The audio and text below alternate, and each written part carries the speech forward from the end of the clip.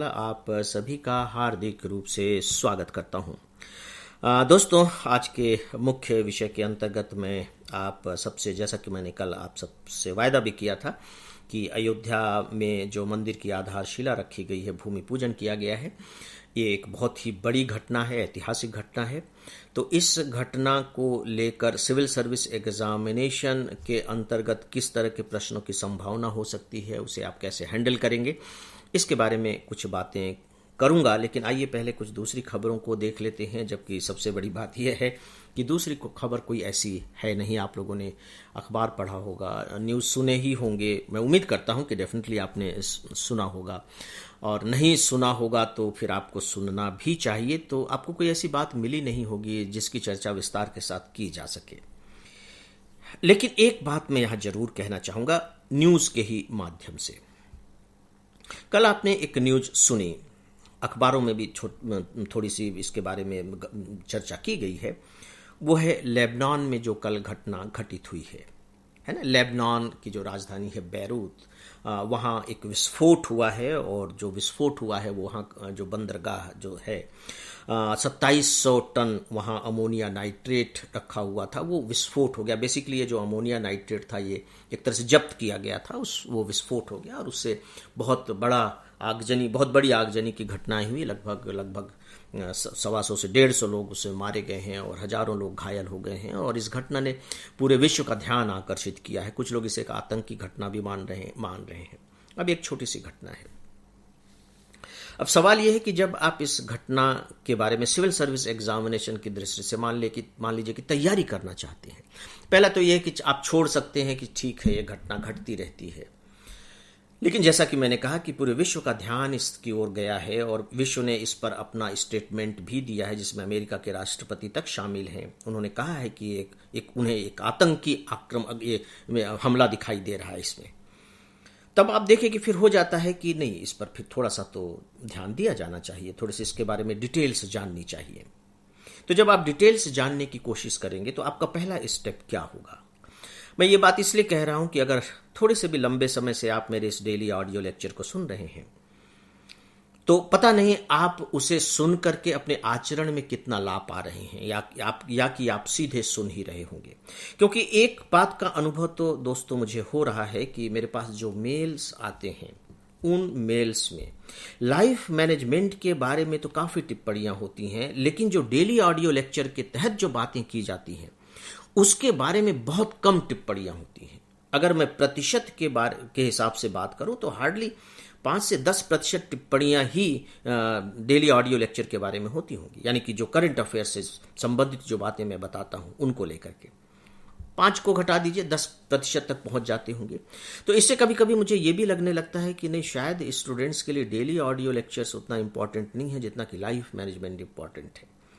जबकि आप मुझसे पूछेंगे कि दोनों में से कौन सा इंपॉर्टेंट है, तो मैं कहूँगा दोनों इंपॉर्टेंट है, दोनों इक्वली इंपॉर्टेंट है। ठीक उसी तरह से जैसे मैं अगर आपसे कहूँ कि आपके लिए बाईं आंख ज़्यादा इंपॉर्टेंट है या दाहिनी आंख ज़्यादा इंपॉर्टेंट है।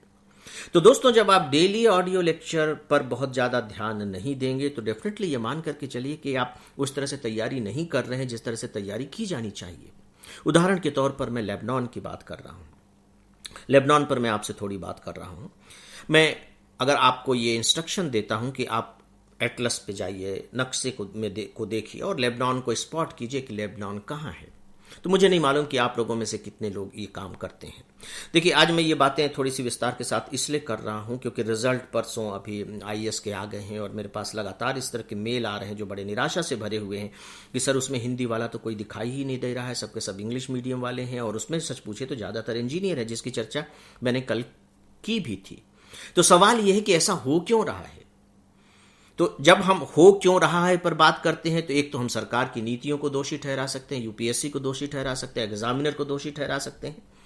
लेकिन बेहतर होगा कि पहले हम थोड़ा सा अपनी तैयारी के स्वरूप को तो समझें कि क्या हम उस तरीके से तैयारी कर पा रहे हैं जिस तरीके से तैयारी की जानी चाहिए। चलिए, आपको नहीं मालूम है कि किस तरीके से की जानी चाहिए, लेकिन अगर आपको कोई बता रहा है, मैं केवल अपनी ही बात नहीं कर रहा हूं, दूसरे बहुत से लोग हैं जिनके माध्यम से आप तैयारी कर रहे होंगे, तो जो वो बता रहे हैं, कर रहे हैं, आप उन्हें फॉलो कर रहे हैं कि नहीं कर रहे हैं, या कि केवल सुनकर के बात खत्म हो जा रही है।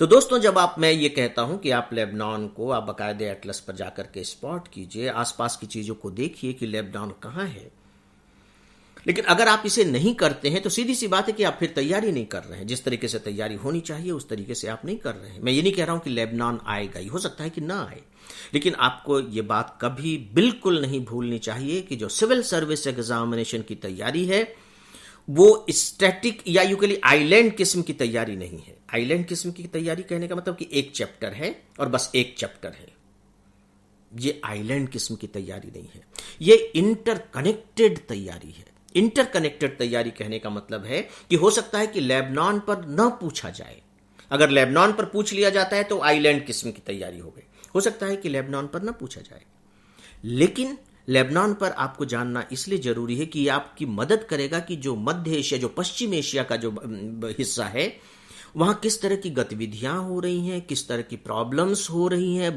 तभी आप निकाल पाएंगे कि इस घटना का क्या भारत के ऊपर भी कोई असर हो सकता है। और ये आप धीरे धीरे डेवलप करते चले जाएंगे, क्योंकि जब आप मान लीजिए कि सिविल सर्विस एग्जामिनेशन में ये पूछ लिया गया, प्री एग्जामिनेशन में, कि लेबनान किस समुद्र तट पर है, अब आप बताइए, आपको अखबारों में भी नहीं मिलेगा। अखबारों में आज आप पढ़ लीजिए कि कहीं दिया हो कि किस समुद्र तट पर है, न्यूज में भी नहीं मिलेगा कि समुद्र तट पर है। तो फिर आप कैसे जानेंगे, कैसे उत्तर दे पाएंगे, प्री एग्जामिनेशन को कैसे क्वालिफाई करेंगे।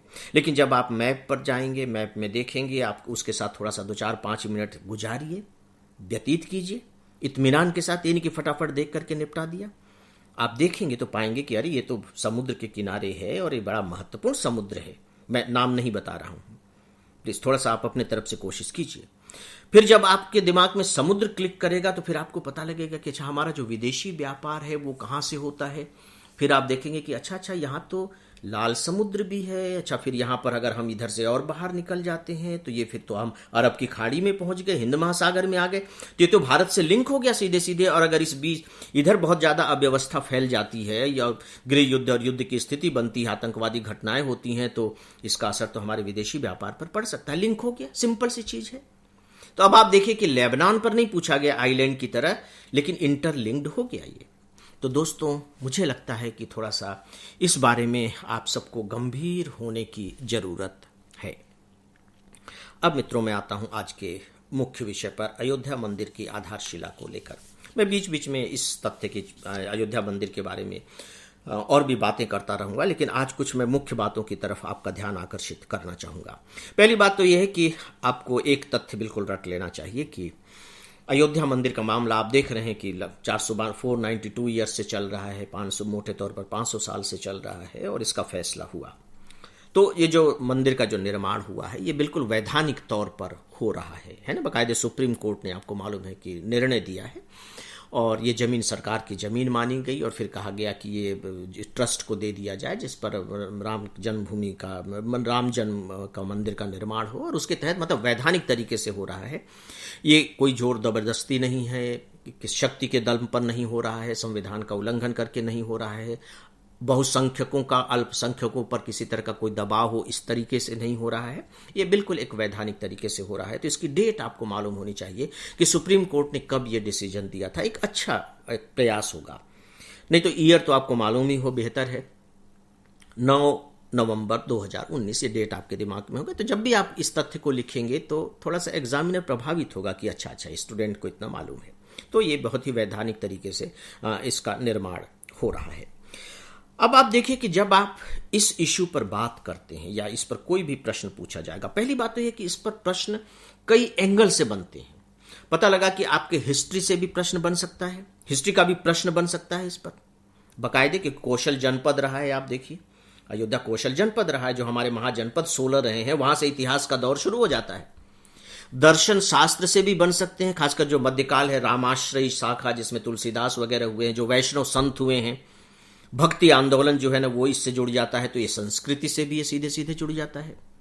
जब हम आस्था की बात लेते हैं, जब हम चेतना की बात लेते हैं, तो आपकी 4th पेपर से जुड़ जाता है ना। जब हम इसके वैधानिकता को लेते हैं तो पता लगा कि आपके ये कॉन्स्टिट्यूशन से जुड़ जाता है, सेकुलरिज्म की बात से जुड़ जाता है, क्योंकि हिंदू धर्म को अगर आप लेकर के चलेंगे तो ये जो एक्ट किया गया ये कितना सेकुलर है, हमारे प्रधानमंत्री ने जा करके भूमि पूजन किया तो करना चाहिए था या नहीं करना चाहिए था, क्योंकि हमारा संविधान पंथ निरपेक्षता की बात करता है।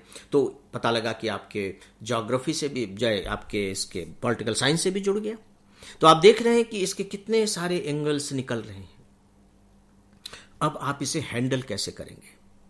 दोस्तों, यहां मैं जो इंपॉर्टेंट बात आपसे कहने जा रहा हूं, इनफैक्ट वो ये है कि देखिए, व्यक्ति के तौर पर हम सब एक इकाई हैं। ध्यान से सुनिएगा, हम सब एक इकाई हैं।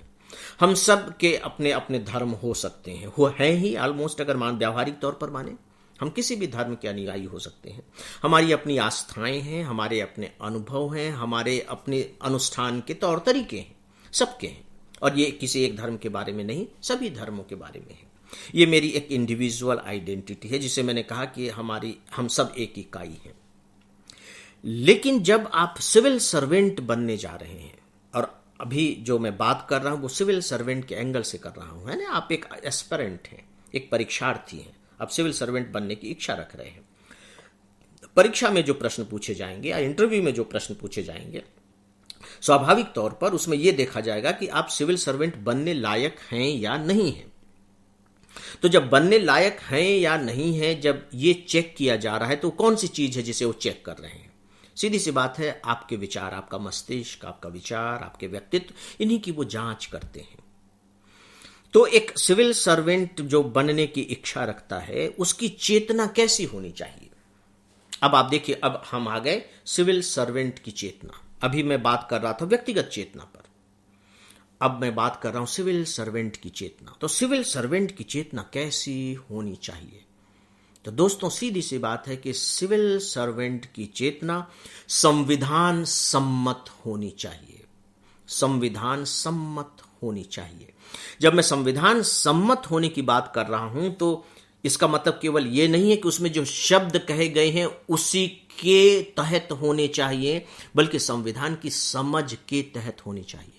यह बात मैं इसलिए कह रहा हूं कि अगर संविधान की समझ नहीं होगी, जैसे सेकुलरिज्म से जुड़ा हुआ यह मुद्दा है, तब आप पाएंगे कि आप भटक रहे हैं। आपको धर्मनिरपेक्षता को बहुत अच्छे तरीके से समझना होगा कि हमारे संविधान ने जो धर्मनिरपेक्षता को परिभाषित किया है, उसकी जो बात कही है, तो उसका अर्थ क्या है। जब तक आप उसके अर्थ को बहुत अच्छे से समझेंगे नहीं, तब तक आप इससे जुड़े जो प्रश्न पूछे जाएंगे उनके बहुत सही उत्तर नहीं दे पाएंगे।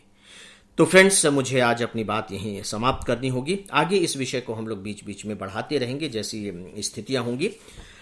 मेरा अभिवादन स्वीकार करें, साथ ही मेरी शुभकामनाएं भी कि आप सब स्वस्थ रहें, प्रसन्न रहें, अपना ध्यान रखें।